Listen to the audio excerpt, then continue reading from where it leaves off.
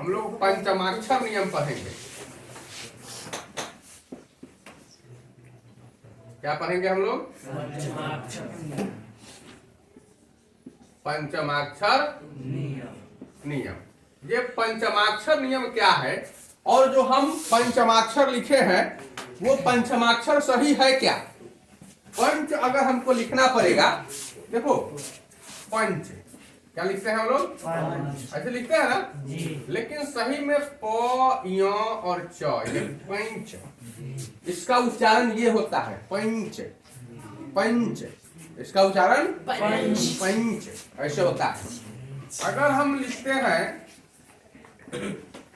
कंगन, क्या लिखते हैं? कंगन, कंगन, तो इसका उच्चारण क, अंग और ये होना चाहिए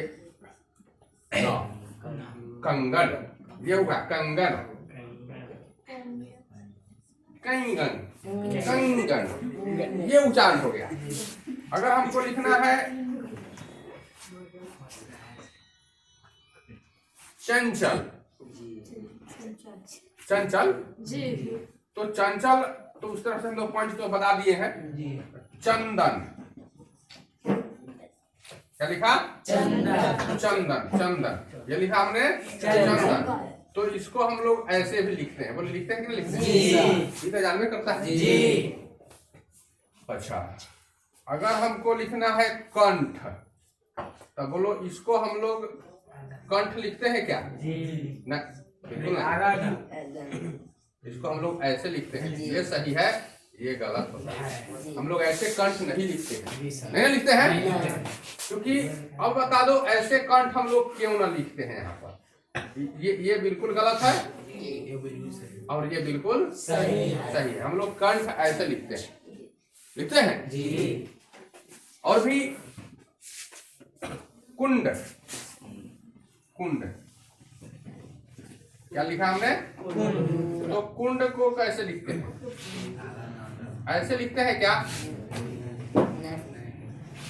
आके ऐसे लिखते हैं, ऐसे ही है, इस तरह से लिखते हैं। ये कुंड सही है और यह कुंड। आखिर ऐसा क्यों होता है? ऐसा क्यों होता है बता सकते हैं? कुंभ, कुंभ, क्या लिखा हुआ है? इसको हम लोग ऐसे लिखते हैं, लिखते हैं, याद है, ध्यान है कि नहीं? ऐसे लिखते हैं, क्यों लिखते हैं?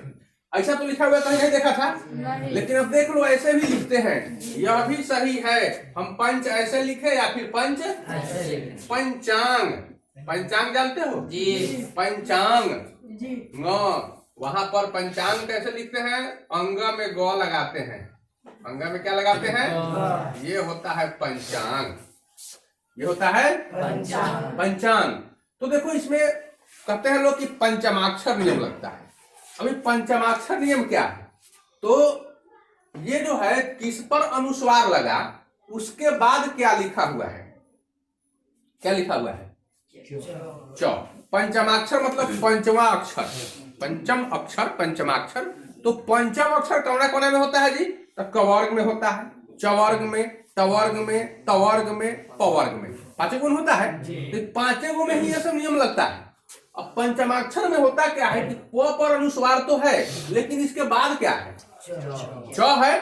तो च है यहाँ, इसलिए अनुस्वार का जो उच्चारण होगा वो च का पांचवा अक्षर होगा। अब च से चवर्ग होता है ना, तो चवर्ग का पांचवा क्या होता है? य, च, छ, ज, झ, य। इसलिए यहाँ पर अनुस्वार का उच्चारण य होगा, अनुस्वार का उच्चारण य होगा, और वो भी आधा। जो भी होता है ऊपर से अगर अनुस्वार है तो इसका मतलब कि आधा ही होता है। लेकिन क्या? अब पंच, तो पंच का मतलब ये नहीं कि पंच, पंच सही है? बिल्कुल नहीं है, ये पंच सही नहीं है। पंच इसलिए सही नहीं है कि च का पांचवा अक्षर क्या होता है? तो यहाँ य उच्चारण होगा, इसका उच्चारण न कभी नहीं हो सकता है। लेकिन अगर हमको लिखना होगा पंत, यहाँ क्या लिखना होगा? पंत। तब उस परिस्थिति में ये सही है। अगर उस समय में हम अगर कहते पैंत, ये पंत है क्या? बताओ तुम भी। यहाँ न का उच्चारण हो रहा है क्या? तो ये गलत हो गया कि नहीं हुआ? हुआ ना गलत? तो पैंत नहीं हुआ, पैंत हो गया। लेकिन हमको कहना है पंत। पंत तो है ना, अनुस्वार के बाद क्या है? तो तवर्ग, त से तवर्ग, और तवर्ग में पांचवा क्या होता है? न, इसलिए आधा न होगा। न होगा लेकिन पूरा नहीं होगा, आधा होगा। कंगन, क पर अनुस्वार तो है किंतु क के बाद क्या है? तो ग किस में आता है? कवर्ग वाले में, और कवर्ग में पांचवा क्या है? अंगा है, इसलिए यहाँ पर अंगा होगा। कंगन, कंगन। चंदन, यहाँ क्या है? चंदन। च पर अनुस्वार है लेकिन इसके बाद क्या है? द है। तो द किस में होता है?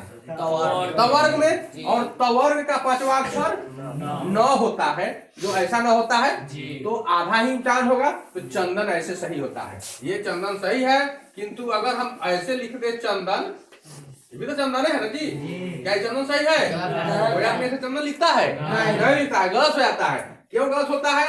कि ये जो है ये ट का पांचवा अक्षर होता है, होता है ना। और यहाँ च के बाद ये ट में से पूछ रही है, कुछ है ट का, तो का ना है। और त में पांचवा अक्षर ये न होता है, इसलिए यहाँ पर जब भी उच्चारण होगा तो इसी न का होगा, इसी न का होगा।